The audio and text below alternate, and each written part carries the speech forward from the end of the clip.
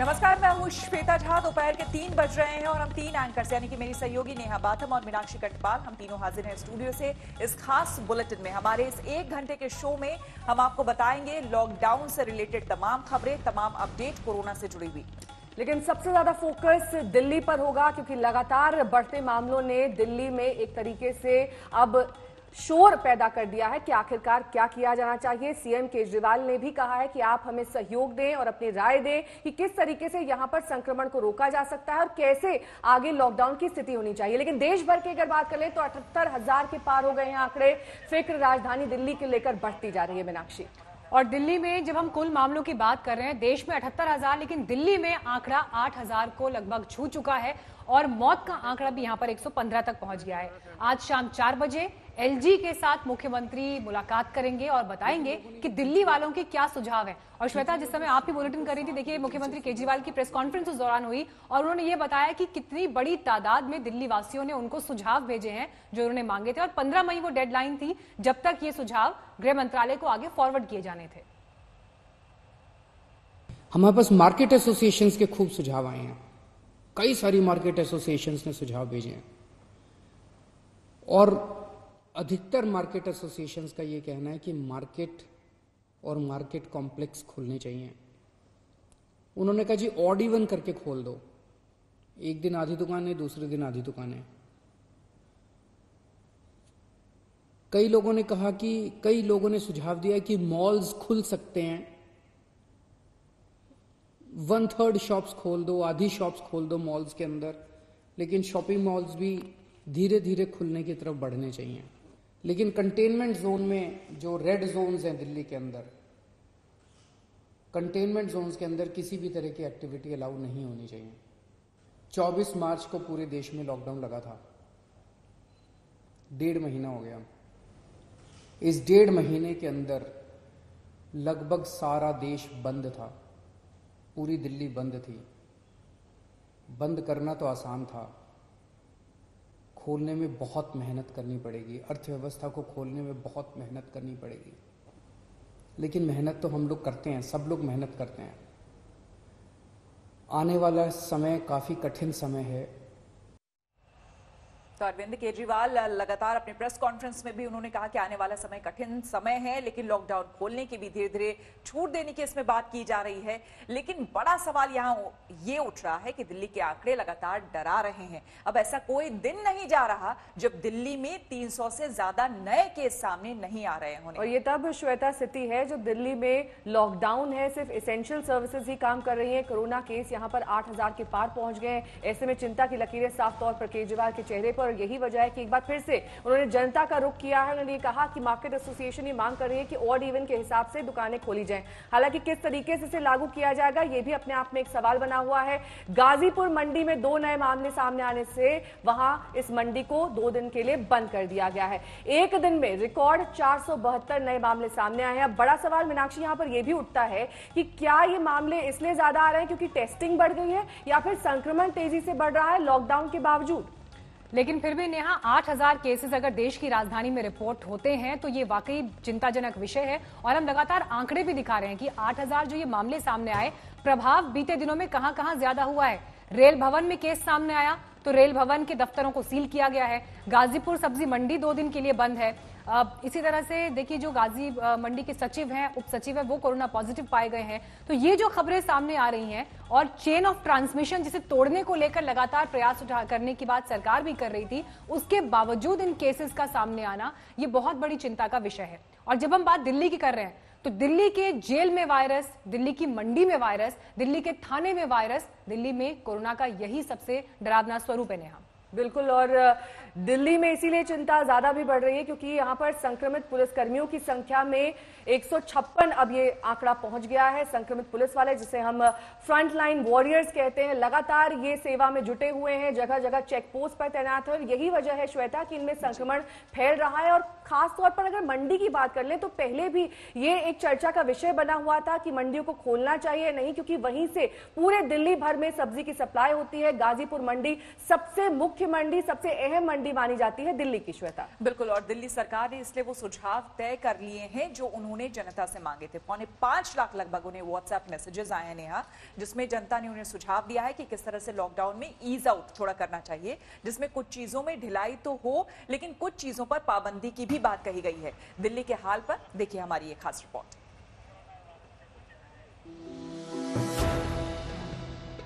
दिल्ली में कोरोना से जंग भीषण हो चली है। लॉकडाउन का पालन कराने में जुटी पुलिस के 155 से ज्यादा जवान संक्रमित हो चुके हैं। कोरोना पॉजिटिव सामने आने के बाद रेल भवन 2 दिनों के लिए सील है। वहीं गाजीपुर मंडी बंद कर दी गई है और तो और वायरस की एंट्री जेल तक हो गई है। ताजा हड़कंप मचा है दिल्ली की रोहिणी जेल में, जहां एक कैदी में संक्रमण की पुष्टि हुई है। ये कैदी पेट के ऑपरेशन के लिए डीडीयू अस्पताल में भर्ती हुआ था। मामला सामने आने के बाद उसके संपर्क में आए 20 कैदियों और 5 जेल स्टाफ को क्वारंटीन कर दिया गया है। दिल्ली के रोहिणी जेल में बंद रॉबरी केस का एक कैदी कोरोना पॉजिटिव पाया गया है। इसके बाद रोहिणी जेल में हड़कंप मच गया है। दरअसल ये कैदी दीनदयाल अस्पताल में 10 मई को एडमिट कराया गया था। 13 मई को अस्पताल में जब उसका टेस्ट हुआ तो वो कोरोना पॉजिटिव पाया गया, जिसके बाद इस रोहिणी जेल के 20 कैदी को क्वारंटीन किया गया है, अलग अलग वार्ड में रख दिया गया है। सड़कों पर ड्यूटी करने वाली दिल्ली पुलिस भी कोरोना का आसान शिकार बनती जा रही है। आज लाजपत नगर थाने के एसएचओ में कोरोना की पुष्टि हो गई। कल उत्तम नगर थाने के एसएचओ की रिपोर्ट पॉजिटिव आई थी। कुल मिलाकर अभी तक दिल्ली पुलिस के 156 जवान कोरोना पॉजिटिव हो चुके हैं, जिसमें से 1 की मौत हो चुकी है और 47 ठीक होकर वापस आ चुके हैं। कोरोना संक्रमित हुए पुलिस कर्मियों में एडिशनल डीसीपी, इंस्पेक्टर समेत कांस्टेबल स्तर के कर्मचारी भी हैं। हालात को देखते हुए दिल्ली पुलिस ने सिर्फ पुलिस कर्मियों के लिए 6 मॉडिफाइड एम्बुलेंस लॉन्च की है। ये बिल्कुल सेपरेट रखती है पेशेंट को पुलिस पर्सन से जो पॉजिटिव नहीं है। जो पेशेंट होता है उसको लेकर हम लोग जाते हैं हॉस्पिटल, वहाँ एडमिट कराते हैं। उसके बाद सारी गाड़ी सैनिटाइज होती है, प्रॉपर सफाई होती है गाड़ी की। उसके बाद अपने पॉइंट पे आते हैं और अदर कॉल मिलती है, फिर वही प्रोसीजर होता है। तमाम तरह के केमिकल्स दिए हुए हैं जो एंटी कोरोना है। वहीं दिल्ली सरकार ने कोरोना के खिलाफ आगे की रणनीति तय करने के लिए जनता से सुझाव मांगे थे। इस पर करीब 5 लाख लोगों ने अपनी राय दी है। परसों जनता से सुझाव मांगे, 24 घंटे का टाइम था। कल शाम को 5 बजे तक का टाइम था, क्योंकि हमें भी टाइम चाहिए था पढ़ने के लिए। और 24 घंटे में आपको यकीन नहीं होगा जान के कि 4.25 लाख व्हाट्सएप मैसेजेस आए हमारे पास, 10,700 ईमेल आए और 39,000 लोगों ने फोन करके अपने सुझाव दिए। तो मोटे मोटे तौर पे 5 लाख से ज्यादा सुझाव हमारे पास आए हैं। दिल्ली में कुल मामले करीब 8,500 तक पहुंच गए हैं। रोजाना करीब 300 नए मामले सामने आ रहे हैं। कोरोना की रफ्तार बता रही है कि जंग जल्द खत्म होने वाली नहीं। दिल्ली से अनीशा माथुर और अरविंद ओझा के साथ आज तक ब्यूरो। वहीं इस बीच रेलवे को लेकर भी मीनाक्षी और श्वेता कई सारी खबरें आई। अब ये कहा जा रहा है कि जो पहले से बुकिंग कराई गई थी, यानी कि जब ये संक्रमण नहीं फैला था, लॉकडाउन की स्थिति नहीं थी, ऐसे में 30 जून तक जो बुकिंग है वो सभी टिकट रद्द करके उनका रिफंड लोगों को दिया जा रहा है। ये बात आज स्पष्ट कर दी गई है। हालांकि इसमें यह जरूर जोड़ा गया है कि श्रमिक ट्रेनें चलती रहेंगी और जो 15 स्पेशल ट्रेन है वो भी सुचारू रूप से चलेंगी। मीनाक्षी, रेलवे को लेकर दूसरी सबसे बड़ी खबर यह आई है कि 22 मई से स्पेशल ट्रेन में जो इसकी वेटिंग लिस्ट है उसका भी उसमें प्रावधान होगा। यानी ये साफ है कि रेलवे का ट्रैफिक और बढ़ाया जाएगा ताकि लोगों को ज्यादा से ज्यादा राहत मिल सके। श्वेता, बिल्कुल, और रेलवे को लेकर तीसरी खबर ये है कि श्रमिक स्पेशल और स्पेशल ट्रेन चलती रहेंगी और इनमें लोगों ने भरपूर तरीके से आरक्षण भी करवा रखा है। जाहिर सी बात है रेलवे को इससे मुनाफा भी होगा, जिसका इंतजार भी किया जा रहा था, क्योंकि ऑलरेडी रेलवे बहुत घाटे में थी। और लोगों को एक बार फिर से बता दें कि मजदूरों को बिल्कुल परेशान होने की जरूरत नहीं है, क्योंकि कई तस्वीरें मीनाक्षी और नेहा हम देख रहे हैं कि मजदूर सड़क पर आ रहे हैं, जिसकी वजह से आज कई मजदूरों के साथ हादसा भी हुआ है। इसलिए वो इंतजार करें, उनका समय आएगा, उन्हें बुलाया जाएगा तो वो अपनी ट्रेन से पकड़कर अपने घरों तक पहुंच सकते हैं। जब आपने इतना किया है, रेलवे वगैरह इसका किया है, तो थोड़ा यहाँ भी देखना चाहिए कि अब यहाँ से मतलब कैसे जाएंगे ये लोग। रिजर्वेशन मिलते वक्त सोचा नहीं था कि घर पहुंचने की खुशी यूं काफूर हो जाएगी और आखिरी चंद किलोमीटर की दूरी पहाड़ बन जाएगी। आम लोगों के लिए ट्रेन सेवा मंगलवार से शुरू कर दी गई थी, लेकिन लोग घरों से स्टेशन कैसे पहुंचेंगे और फिर स्टेशन से घरों तक कैसे जाएंगे, ये अभी तक तय नहीं हो पाया है। एक शहर से दूसरे शहर पहुंचना तो आसान हो गया है, लेकिन पहले रेलवे स्टेशन तक और फिर स्टेशन से घर तक पहुंचना बहुत मुश्किल, क्योंकि पूरे देश में लॉकडाउन है और सफर के लिए न टैक्सी है, न बस, न मेट्रो।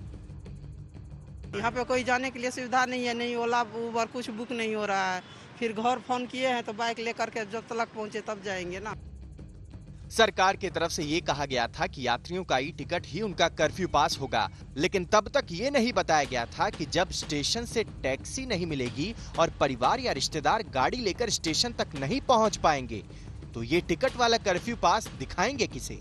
अहमदाबाद से दिल्ली पहुंचा ये परिवार उसी उधेड़ बुन में है। यहाँ से अलीगढ़ जाना है, लेकिन रिश्तेदारों ने जिस टैक्सी का इंतजाम करवाया था उसे दिल्ली पुलिस ने बॉर्डर में घुसने ही नहीं दिया। अगर आपने ये व्यवस्था करी है तो ऐसा नहीं है कि जो दिल्ली के हैं दिल्ली के ही लोग आएंगे, जो उसके आसपास के क्षेत्र के भी लोग हैं वो भी तो पहुंचना चाहेंगे, तो उसके लिए भी व्यवस्था करें। ये नहीं कि पर्सनल गाड़ियां बोल दी, एटलीस्ट कुछ टैक्सी जिनको नंबर दें जिससे कि कुछ वेट करें जो उनको पहुंचा सकें। सफर शुरू होने के तीसरे दिन भी हालात असमंजस वाले हैं। नई दिल्ली रेलवे स्टेशन के बाहर बसों का इंतजाम कर दिया गया है, लेकिन ये बसें भी लोगों को उनके घरों तक नहीं पहुंचाएंगी। शिवाजी स्टेडियम बस अड्डे से अब बसें जो है वो अलग अलग जगह पर लोगों को लेकर जा रही हैं। सभी डिस्ट्रिक्ट सेंटर्स जो है अलग अलग डिस्ट्रिक्ट्स के वहां पर जा रही हैं। हम जिस बस में इस वक्त है वो साउथ दिल्ली जा रही है, एम्स और लाजपत नगर लोगों को ड्रॉप करते हुए। कुछ लोगों से हम बात करते हैं। सवाल अभी भी यही कि जब हम जहां पर भी ड्रॉप हो जाएंगे वहां से फिर घर कैसे जाएंगे? भाई साहब, आपको किधर तक जाना है? मेरे को फरीदाबाद जाना है। हाँ, तो आप इस बस से कहाँ तक जाएंगे? अभी इससे तो आश्रम तक जाऊंगा मैं। आश्रम से अभी देखूंगा वहाँ पे क्या है। कुछ बताया गया है वहाँ पे आश्रम पे क्या अरेंजमेंट? नहीं, कुछ नहीं, अभी कुछ नहीं। आश्रम तो कुछ नहीं बताया अभी तक। फिर आगे का क्या सोचा है आपने? वहाँ पे जाके देखेंगे क्या करना है हमारे को। देश के सभी बड़े शहरों से राजधानी दिल्ली को रेल के जरिए दोबारा जोड़ दिया गया है, लेकिन करीब करीब सभी जगहों पर यात्रियों को स्टेशन तक और स्टेशन से घरों तक पहुंचने में मुश्किल आ रही है। हालांकि बेंगलुरु में हालात बेहतर बताए जा रहे हैं। यहाँ स्टेशन के बाहर लगी बसें यात्रियों को क्वारंटीन सेंटर, होटल या उनके घरों तक सीधे पहुंचा रही हैं। दिल्ली से अनिशा माथुर के साथ आज तक ब्यूरो। तो ये तस्वीरें जो आप देख रहे थे नेहा और मीनाक्षी, ये कुछ सुकून की तस्वीरें जरूर है कि कम से कम कुछ ट्रेनें चली, लोग अपने घरों तक, मंजिलों तक पहुंच रहे हैं। हालांकि पहुंचने के बाद स्टेशन से वो घर कैसे जाएंगे, ये एक बड़ी समस्या के रूप में हमें देखने को मिल रहा है। लेकिन अब बात कर लेते हैं उन मजदूरों की जो इतने किस्मत वाले नहीं रहे हैं, जिन्हें श्रमिक स्पेशल ट्रेनों में जगह मिल जाए। ये लोग पैदल ही अकेले दम पर घरों को आगे बढ़ने के लिए नेहा मजबूर है। बिल्कुल, और पैदल ये तस्वीरें हमने आपको दिखाई हैं, अलग अलग जगहों से ये तस्वीरें आई हैं। मीनाक्षी, हमने देखा है किस तरीके से कहीं पर बैल की जगह खुद को जोत रहे हैं लोग, कहीं पर सूटकेस पे बच्चा लेटा हुआ है, कहीं पर हमने ये तस्वीर देखी कि रास्ते में बस से वो कुचल गए या फिर ट्रक के नीचे आ गए। आज भी कई ऐसी खबरें आई जिसमें हमने देखा कि देश के अलग अलग शहरों में कई सारे मजदूर जो पैदल यात्रा कर रहे थे, किस तरीके से जान हथेली पर लेने के बावजूद भी अपने गंतव्य स्थल तक नहीं पहुंच पा रहे हैं। और ये ऐसे मजदूर थे जो गुना से लेकर समस्तीपुर और मुजफ्फरनगर में हादसों के शिकार भी हुए हैं। हालांकि अब यूपी सरकार ने मुआवजे का ऐलान करके मरहम लगाने की कोशिश की है, लेकिन सवाल तो मजदूरों का है, उनकी मजबूरी का है।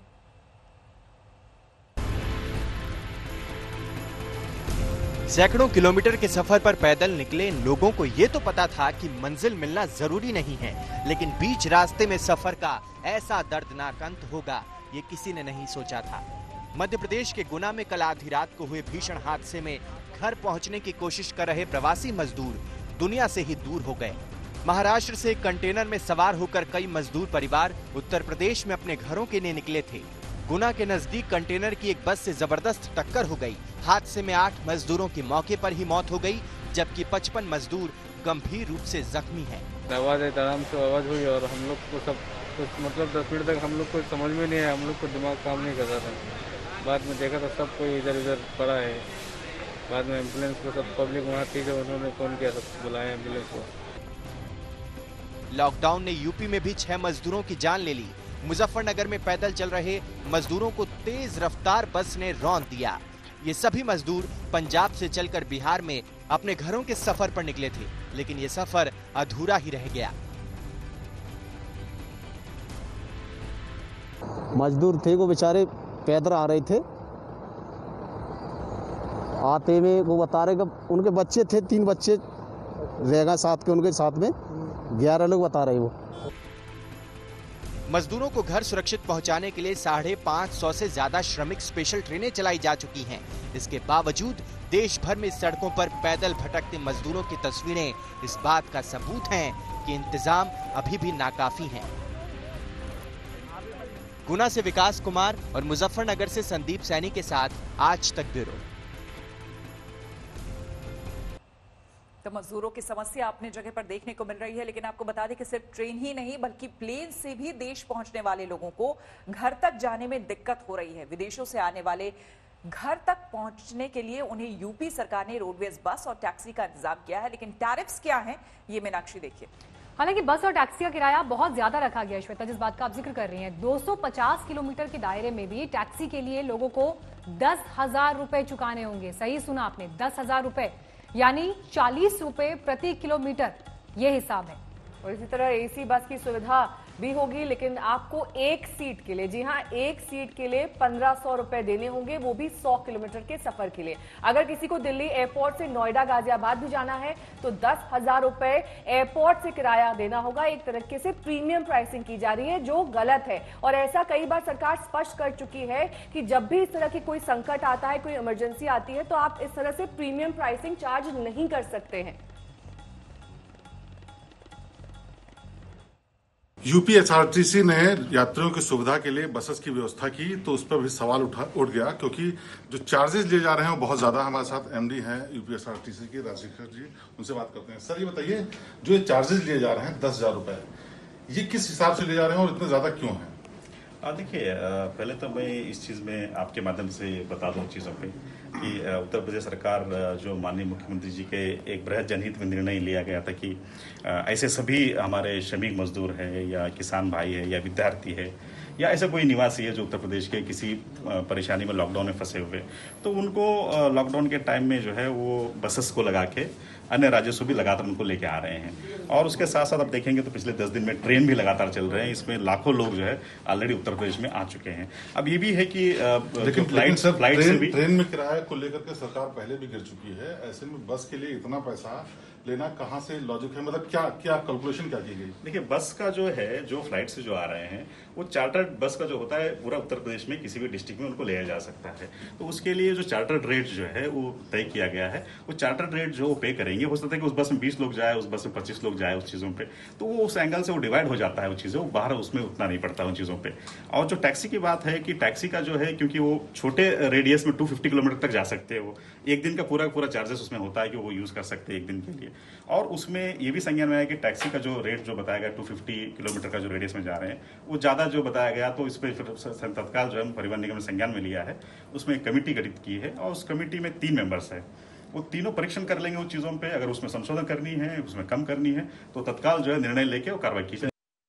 सरकार की कोशिशों के बावजूद तमाम प्रवासी मजदूर अपने घर जाने के लिए पैदल निकल पड़े हैं। इनमें गर्भवती महिलाएं शामिल हैं। दूसरी तरफ रोजगार ठप हुआ तो लोगों की बदहाली देखिए कि बैलगाड़ी लेकर खुद ही निकल गए और बैल की जगह इंसान ने खुद को अपने आप ही इसको कंधे पर उठा लिया।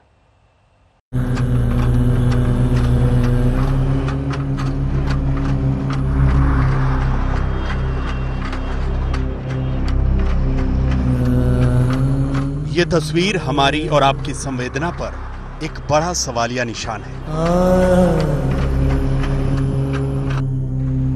ये तस्वीर हिंदुस्तान की महान विकास यात्रा पर एक बड़ा प्रश्न चिन्ह है। किसने सोचा होगा कि 21वीं सदी के हिंदुस्तान में इंसान बैल के साथ गाड़ी में जुता हुआ दिखेगा। लेकिन कोरोना में घर वापसी में यह भी करना पड़ा। ये वीडियो महू से देवास जाने वाले रोड पर इंदौर बाईपास का है। ये परिवार मवेशियों की खरीद बिक्री का काम करता है। लॉकडाउन से महू में रोजी रोटी छिनी तो ये परिवार बैलगाड़ी से घर जाने के लिए निकल पड़ा। बैलगाड़ी में जोतने के लिए दूसरा बैल नहीं मिला तो गृहस्थी के सारे सामान के साथ परिवार वाले खुद ही थोड़ी थोड़ी दूर तक बैलगाड़ी खींचने लगे।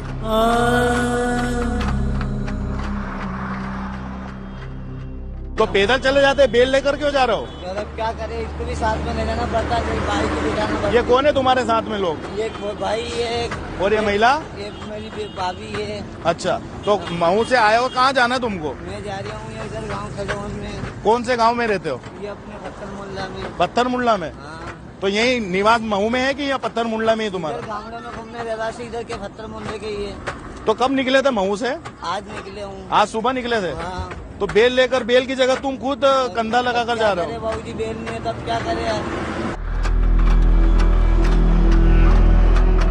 कोरोना काल में रोजगार गया, खाने पीने का सामान गया, खर्च चलाने के लिए एक बैल बेचना पड़ा। ऐसे करते ये अपनी मंजिल तक पहुंच भी जाएं, तो भी सवाल खत्म नहीं होता कि बेबसी की जिंदगी को खुशहाली की मंजिल आखिर कब मिलेगी। अब ये तस्वीर देखिए। यह महिला अपने पेट में इस मुल्क के भविष्य को लेकर चल रही है। हजारों प्रवासी मजदूरों की तरह यह महिला भी महाराष्ट्र से अपने घर छत्तीसगढ़ जाने के लिए निकली। पुणे से बाहर वघोली फाटा में हजारों प्रवासी मजदूर प्राइवेट बस से अपने घर जाना चाहते हैं, लेकिन इसके लिए भी जिनके पास पैसे नहीं हैं, उनमें से ये बदनसीब महिला है। यह महिला 9 महीने की गर्भवती है, यानी कभी भी मां बन सकती है, लेकिन जिंदगी तो सड़क पर खड़ी है। ना खुलेगा ऐसा बोल रहा है सर, इसलिए हमको रेंगना पड़ता है। रूम का भाड़ा दो, खाने खर्चे नहीं है, दुख पाते हैं इसलिए रेंगते हैं सर, ऐसा नहीं रेंगते हम। पूरा चल के जाएंगे क्या ऐसे हालत में? ना सर, गाड़ी का इंतजाम करेगा तो चल के जाएंगा, गाड़ी में नहीं होगा इंतजाम तो चलता जाएंगे। उनका कहना यही है कि उन्हें उनके गांव जाना है। अब उम्मीद उन्हें उनके गांव से है, चाहे उन्हें खेती करना पड़े तो खेती कर लेंगे, लेकिन दोबारा इस और आना नहीं है। कहीं दोबारा अगर कोरोना आ गया तो क्या करेंगे? यहाँ पर हालात ठीक नहीं है, हालात ठीक होने के आसार दिखाई नहीं देते। कमाई एक पाई रह नहीं गई और गरीब आदमी को भी पेट भरने के लिए रोटी तो चाहिए ही। ऐसे में हजारों लोग जगह जगह से निकल पड़े हैं। बस मजदूरों के गांव और जिले अलग होंगे, आप इनकी पीड़ा सुनिए, एक जैसी है। देना है, बस लोग कह रहे हैं कि कोई लाइन लगाने का सुविधा, इधर से उधर जाओ, उधर से उधर जाओ, यही तो कर रहे हैं पुलिस वाले यहाँ के। क्या करें? रात से बैठे, अभी आ रहे हैं, उसको तुरंत बैठा रहे हैं और हम कल शाम के बैठे इधर, रात में 11 बजे से बैठे। ये जो बस आया था इस तरीके से चढ़, हाँ, हम लोग रात से ही इधर है, कितने बसें आई ऐसे ही चढ़ कर सब भाग रहे हैं। सरकार ने कोरोना से लड़ने के लिए 20 लाख करोड़ रुपए के आर्थिक पैकेज का ऐलान किया, लेकिन ये आवाज शायद इन गरीबों तक नहीं पहुंची है।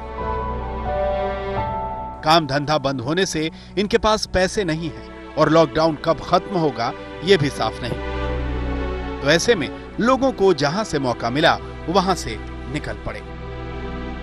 यूपी जा रहे हैं। आप लोग कहाँ से निकले हैं? पुणे से आ रहे हैं। पुणे से आ रहे हैं? अच्छा, आप लोग भी सब पुणे से आ रहे हैं? हाँ, सब लोग पुणे से ही आ रहे हैं। हाँ, यूपी जा रहे हैं। कहाँ अभी यूपी और कितना दूर लगेगा? बहुत टाइम लगेगा, 3 दिन लग जाएगा। अभी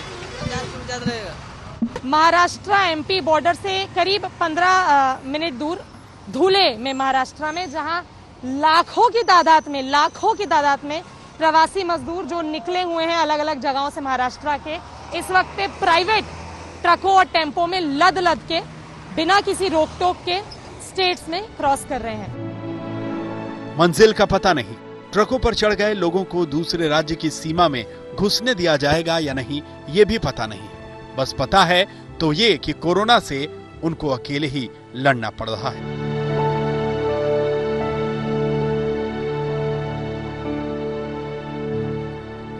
कहीं सिर पर सामान लदा है,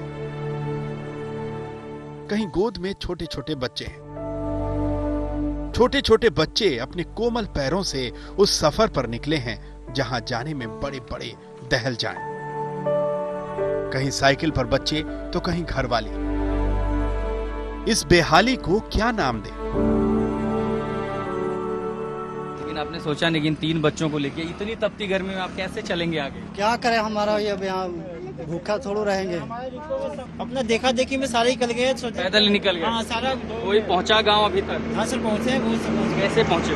मतलब जैसे जैसे अपना जा रहे हैं, गाड़ी पैदल जा रहे हैं, कोई कुछ उठा लिया बस ट्रक वाले। हर सड़क, हर हाईवे, हर गांव, हर शहर की कहानी यही है मजदूरों की। आतंकवादी रियाज नाइकू के खात्मे के बाद सुरक्षा बलों के निशाने पर कश्मीर के टॉप 10 आतंकी हैं और इनकी तस्वीरें जारी हो चुकी हैं। ये तस्वीरें भी आपको हम दिखा रहे हैं, लेकिन नया ये अपने आप में एक बड़ी खबर इस लिहाज से भी क्योंकि रियाज नाइकू के बाद कमांड एक दूसरे आतंकवादी को सौंपी गई, लेकिन सेना ये साफ कह चुकी है कितने गाजी आए कितने चले गए। बिल्कुल, और इन तस्वीरों में सबसे पहला नाम नाइकू का के जगह जो हिजबुल कमांडर बने गाजी हैदर का है, उसकी फोटो जारी की गई है। ये टॉप 10 आतंकी हम आपको इस वक्त टेलीविजन स्क्रीन पर दिखा रहे हैं, जिनका अंजाम भी नाइकू की तरह ही होगा, इसका सेना को यकीन है। आपको बता दें कि लिस्ट में ऐसे कई आतंकी हैं जिनकी लंबे समय से सुरक्षा बलों को तलाश है। इन आतंकियों की अब उल्टी गिनती शुरू हो गई है, क्योंकि आपको बता दें इससे पहले भी लगातार सेना के निशाने पर रहे हैं ये आतंकी, और उसी की कड़ी में एक तरह से कह लीजिए कि रियाज नाइकू को मार गिराया हमारे सुरक्षा बलों ने पूरी तरह से घेर कर। और इससे पहले भी हमने जिस तरह से देखा है कि जितने भी कमांडर्स रहे, क्योंकि मीनाक्षी और नेहा खबर तो ये भी आने लगी कि अब तो मुश्किल ये हो गया है कि कमांडर बनाए किसे, क्योंकि जिस किसी को भी हिजबुल कमांडर बनाता है या कोई भी कमांडर बनता है यहाँ पर, उसके लिए खुद खतरा रहता है, क्योंकि हमारी सेना लगातार हमारी सेना के निशाने पर ये रहते हैं। और अब ये टॉप 10 लिस्ट जारी हो चुका है हमारी सेना की तरफ से, इसलिए इन्हें बचने की जरूरत है, जो कि शायद मुश्किल होगा बच पाना। बिल्कुल, उल्टी गिनती शुरू हो चुकी है। सेना इन्हें चुन चुन कर मारेगी, ऐसा सेना को भी यकीन है, क्योंकि लगातार इन्हें इनपुट्स के जरिए जो तमाम खुफिया जानकारी मिलती है उनके जरिए घेरने की कोशिश लगातार की जाती है। पीओके यानी पाक अधिकृत कश्मीर पर भारत के रवैये को लेकर पाकिस्तान बुरी तरह से बौखला चुका है। पीओके के प्रधानमंत्री को भी ये लगने लगा है कि पीओके बचाना इमरान खान के बस की बात नहीं है। बिल्कुल, और खिसियानी हालत में जी हाँ, पाकिस्तान अब अजीबोगरीब प्लानिंग भी बना रहा है। पाकिस्तान को लग रहा है कि वो दिल्ली का मौसम दिखाकर पीओके बचाने में कामयाब होगा। हालांकि मौसम बताने वाला यह हथकंडा पाकिस्तान का मजाक भी उड़वा सकता है, जैसे लद्दाख का मौसम बताने में रेडियो पाकिस्तान के साथ हुआ।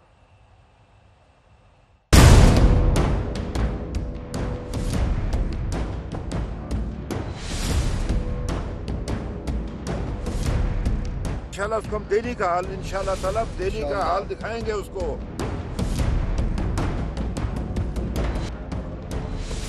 हिंदुस्तान ने पीओके के मौसम की जानकारी क्या दी, पाकिस्तान के पसीने छूटने लगे। आतंकवाद पर दहशतगर्दी का खेल खेलने वाले पाकिस्तान को अब पीओके खोने का डर सता रहा है, और सबसे ज्यादा खौफ में हैं पीओके के प्रधानमंत्री राजा फारूक हैदर, जिनकी रातों की नींद हराम हो गई है। इमरान खान की जुबानी बयानबाजी से फारूक हैदर को नींद नहीं आ रही।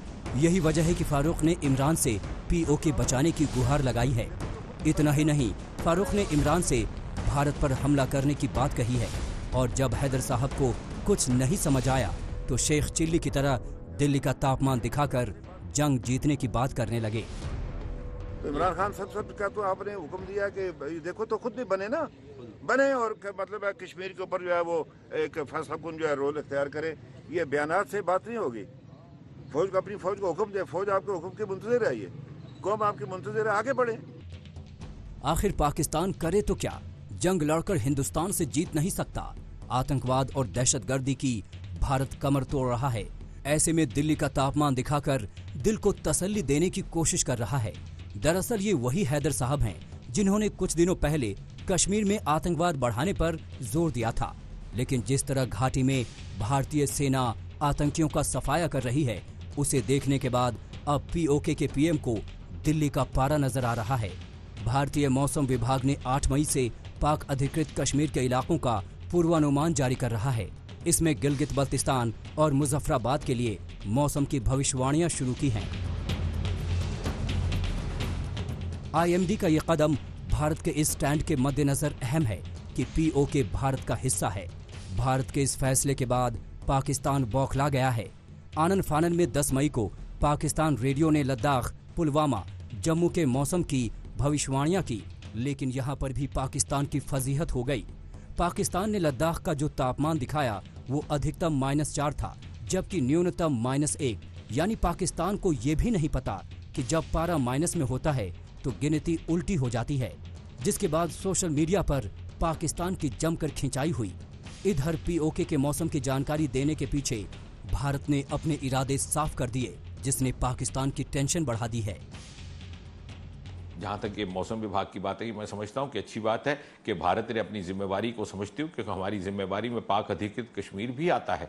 और यदि पाक अधिकृत जम्मू कश्मीर में लोगों के साथ उस प्रकार का न्याय नहीं हो रहा है जिस तरह से अपेक्षा है, तो मुझे लगता है ये आई ओपनर उन लोगों के लिए भी है जो भारत में रह करके दुहाई देते हैं पाकिस्तान की। एक संदेश है, पूरा कश्मीर भारत का है, जिसके अंदर पीओके हमारा हिस्सा है, जो हमारे पास आएगा अपने आप। पाकिस्तान कश्मीर में 370 हटने के बाद से ही खौफ में है। संसद में अमित शाह के बयान ने पाकिस्तान की टेंशन और बढ़ा दी थी। सीएए को लेकर अमित शाह ने साफ किया था कि सरकार के एजेंडे में पीओके भी है। इसलिए एग्रेसिव हूँ कि जम्मू एंड कश्मीर के पीओके को आप भारत का हिस्सा नहीं मानते हो क्या? एग्रेसिव ना हो, जान दे देंगे इसके लिए। क्या बात कर रहे हो आप? पीओके पर भारत के लगातार बयानों ने पाकिस्तान के प्रधानमंत्री इमरान की हालत खराब कर रखी है। इमरान लगातार पीओके का दौरा कर रहे हैं। वहीं अब पाकिस्तान में विपक्ष को भी महसूस होने लगा है कि पीओके बचाना अब इमरान के बस की बात नहीं है। वो 20 साला नौजवान, उसने अपने आप को एक बम मार के उड़ाया एक फौजी काफिले पे, और तो जब उसने हमला किया तो हमारे ऊपर जिम्मेदार हमें ठहराया नरेंद्र मोदी ने, और हिंदुस्तान के जेट आए और पाकिस्तान में बालाकोट में उन्होंने बमबारी की। अब हमारा मईशत तबाह करने, अपने सियासी मुखालफिन को दीवार से लगाते हुए कि ये नजर नहीं आया कि मोदी ने क्या मकबूजा कश्मीर छीन लिया है। पहले हमारा कश्मीर पे पॉलिसी क्या होता था? पहले पाकिस्तान का पॉलिसी ये होता था कि अब श्रीनगर कैसे लेंगे। अब खान की बाद, इमरान की नाकामी के बाद, सिलेक्टेड की वजह से, इनकी नाकामी की वजह से, इनकी ग्रीड की वजह से पाकिस्तान का क्या पोजीशन है कि हम मुजफ्फराबाद को कैसे बचाएंगे? बहरहाल पाकिस्तान को अब पीओके हाथ से बाहर जाता दिख रहा है। सबसे बड़ी टेंशन पीओके के प्रधानमंत्री राजा फारूक हैदर को है, जिन्हें अपनी सियासत खत्म होने का डर सता रहा है। आज तक ब्यूरो। पाकिस्तान घाटी में आतंकवादियों की नई खेप भेजने की भी फिराक में है। जी हां, खुफिया रिपोर्ट है कि पीओके में पाकिस्तान के लॉन्च पैड आतंकियों से भरे हुए हैं। और एक के बाद एक मोस्ट वांटेड आतंकियों के ढेर होने के बाद पाकिस्तानी आतंकी संगठन बौखला गए हैं। इनके साथ पाकिस्तानी सेना भी तिलमिलाहट में सीज फायर का उल्लंघन कर रही है, और पहले भी देखा गया है। मीनाक्षी, कोई नई बात नहीं है। पाकिस्तानी सेना की ये फायरिंग आतंकवादियों को कवर देने के लिए भी है, लेकिन भारत ने इस साल गर्मियों में आतंकवादियों के सफाई के लिए ऐसा प्लान बनाया है कि घुसपैठ करने वाले आतंकवादी जिंदा नहीं लौट पाएंगे।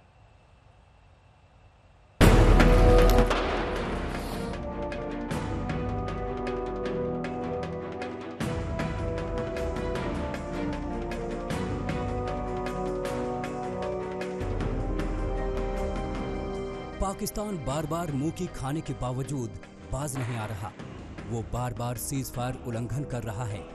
भारतीय इलाकों में मोटार और हल्के मशीन गन से गोलीबारी कर रहा है।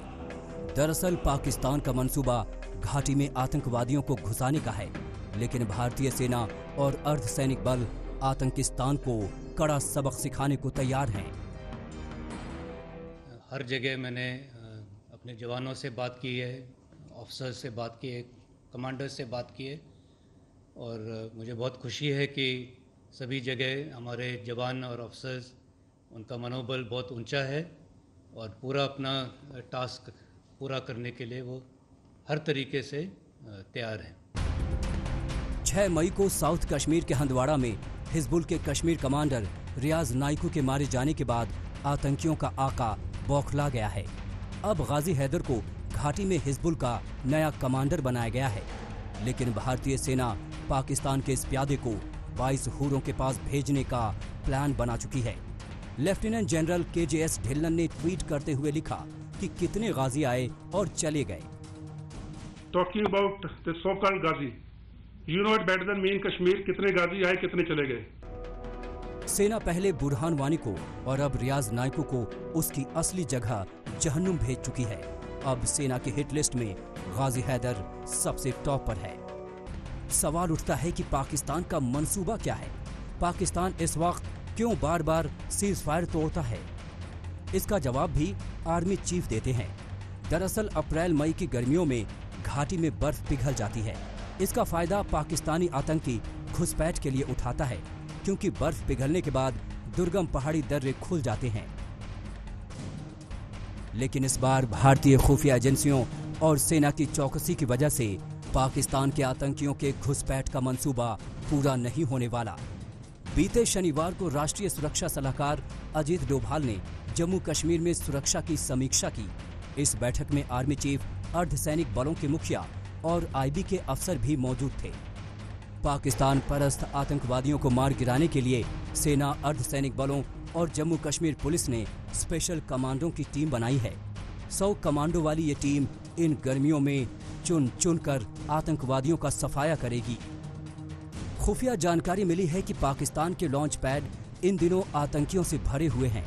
लीपा लॉन्च पैड के नजदीक जैश ए मोहम्मद और अफगानी आतंकी भारी संख्या में देखे गए हैं। पाकिस्तान का लीपा लॉन्च पैड जम्मू कश्मीर के तंगधार और उरी सेक्टर के सामने पड़ता है। लंजोट और कालूचक के पास भी पाकिस्तान ने नए लॉन्च पैड बनाए हैं। यहाँ पर भी बैट टीम को पाकिस्तान ने तैयार किया है। कालूचक लॉन्च पैड जम्मू कश्मीर के पुंछ सेक्टर के सामने पड़ता है। इसके अलावा पाकिस्तान भारत के केजी सेक्टर, बीजी सेक्टर, उरी, राजौरी, पुंछ और मेंढर सेक्टर के सामने पाक मुजाहिद बटालियन की मदद से भारी घुसपैठ कराने की फिराक में है। सेना के खुफिया सूत्रों के मुताबिक करीब 250 आतंकी इस वक्त घाटी में मौजूद हैं। इनमें 70 विदेशी आतंकवादी हैं। हिजबुल की कमर टूटने के बाद अब पाकिस्तान ने द रेजिस्टेंस फोर्स के नाम से नया आतंकवादी संगठन खड़ा किया है। लेकिन पाकिस्तान और उसके सरपरस्त सैयद सलाउद्दीन जैसे आतंकी इस वक्त सेना के शौर्य के आगे पस्त हैं, डरे हुए हैं। पाकिस्तान कितना भी आतंकवादियों की मदद से प्रॉक्सी वॉर चला ले, लेकिन भारतीय फौज कभी भी घाटी में उसके मंसूबे को पूरा नहीं होने देगी। दिल्ली से मंजित नेगी के साथ आज तक ब्यूरो। और इस वक्त हमारे पास आ रही है बड़ी खबर। विजय माल्या को भारत लाने की संभावना बढ़ गई है। माल्या यूके के सुप्रीम कोर्ट में अर्जी नहीं दे सकता। हाई कोर्ट में उसकी अर्जी खारिज हो चुकी है। माल्या को 28 दिन के भीतर ही भारत अब लाया जा सकता है। ये बड़ी खबर इस वक्त हमारे पास आ रही है विजय माल्या को लेकर। विजय माल्या को पहले ही भारत भगोड़ा घोषित कर चुका है और प्रत्यर्पण को लेकर लगातार सरकार की तरफ से कदम उठाए भी जा रहे थे। लेकिन अब जो बड़ी खबर सामने आ रही है, कानूनी रास्ते सारे विजय माल्या के पास बंद हो गए हैं। हालांकि मीनाक्षी कुछ समय पहले एक स्टेटमेंट भी विजय माल्या की तरफ से आया था। हालांकि विजय माल्या अपनी तरफ से ये पेशकश कर रहे थे कि वो जितने भी उनके ऊपर आरोप लगे हुए हैं वो सारे आरोप अगर वापस ले लिए जाए तो सारे पैसे जो हैं ये चुका देंगे। और इस बीच एक और बड़ी खबर आपको हम बता दें, महाराष्ट्र से आ रही है। लॉकडाउन के लिए आपको बता दें 31 तारीख तक महाराष्ट्र में लॉकडाउन बढ़ने की बात कही जा रही है, जिसको लेकर नए दिशा निर्देश भी जारी किए जाएंगे। तो बड़ी खबर इस वक्त की, महाराष्ट्र में 31 मई तक लॉकडाउन बढ़ने के आसार हैं। लगातार चूंकि यहाँ पर महाराष्ट्र ऐसा राज्य है जहां पर सबसे ज्यादा कोरोना के संक्रमित केसेस सामने आए हैं और यहां पर लगातार आंकड़े बढ़ रहे हैं। इसलिए बहुत संभव ऑरेंज ग्रीन जोन में ज्यादा राहत की बात नहीं कही जा रही है। आपको बता दें 17 तारीख के बाद कई जगह लॉकडाउन में ईज आउट करने की बात प्रधानमंत्री कह रहे थे, लेकिन उसके बावजूद उन्होंने कहा था कि राज्य सरकारों को अल्टीमेटली तय करना होगा कि उनके राज्य के कैसे हालात हैं, उसके बाद वो उस हिसाब से ईज आउट करें। साहिल जोशी हमारे संवाददाता से तमाम जानकारी के साथ हमारे साथ जुड़ गए हैं। साहिल, क्या बातें खबरें सामने आ रही हैं, किस तरह से ईज आउट किया जाएगा लॉकडाउन, क्योंकि कई ऐसे ग्रीन जोन भी होंगे महाराष्ट्र में और कई ऐसे ऑरेंज और रेड जोन भी हैं। किस तरीके से रिलैक्सेशन दिया जाएगा या फिर इस लॉकडाउन में और ज्यादा मुश्किलें बढ़ सकती हैं? देखिए, अभी महाराष्ट्र सरकार की एक बैठक हुई जिसमें महाराष्ट्र के मुख्यमंत्री, उप मुख्यमंत्री, वरिष्ठ मंत्री और उसके साथ साथ सीनियर अधिकारी भी उसमें मौजूद थे। और इस मीटिंग में ये देखा गया कि किस तरीके से लॉकडाउन 4.0 होगा। ये बात पर कई सारे लोगों का मानना था कि हाँ, लॉकडाउन और भी कंटिन्यू करना जरूरी है, उसको आगे बढ़ाना जरूरी है, लेकिन कुछ नए गाइडलाइंस उसमें होना वो भी जरूरी है, क्योंकि लोग लोगों का पेशेंस खत्म हो रहा है, एक तरीके से इकोनॉमिक एक्टिविटी शुरू होना बहुत जरूरी है। तो इस बात पर भी विचार चल रहा है कि क्या कम से कम कैपेसिटी के साथ में जो प्राइवेट दफ्तर है क्या उसको खोलने की इजाजत दी जाए। कुछ जगह पे जहां पर इंडस्ट्रीज है वहां पर अगर जो कर्मचारी है उनको जाने की इजाजत दी जा सकती है कि नहीं, उस पर भी चर्चा हुई है। उसके साथ साथ कंटेनमेंट जोन छोड़कर पूरे राज्य में जो कंटेनमेंट जोन पॉलिसी है, तो कंटेनमेंट जोन छोड़कर बाकी इलाकों में क्या हम कुछ आवाजाही शुरू कर सकते हैं? साहिल, तमाम जानकारी के लिए आपका। जिस तरीके से खबरें सामने आ रही हैं श्वेता और मीनाक्षी, यही लग रहा है कि अब धीरे धीरे कई जगहों पर जो आर्थिक गतिविधि है उसे शुरू किया जा सकता है, क्योंकि पूरी तरीके से लॉकडाउन अब इस गतिविधि के इर्द गिर्द संभव नहीं है। महाराष्ट्र में चीजें एक बार फिर से ठीक हों, लेकिन अभी इंतजार करना होगा आने वाले ऐलान का। तब तक 31 मई तक लॉकडाउन जारी रहेगा। हमारे साथ इस खास पेशकश में अभी के लिए बस इतना ही। देश दुनिया की तमाम खबरों के लिए आप देखते रहिए आज तक।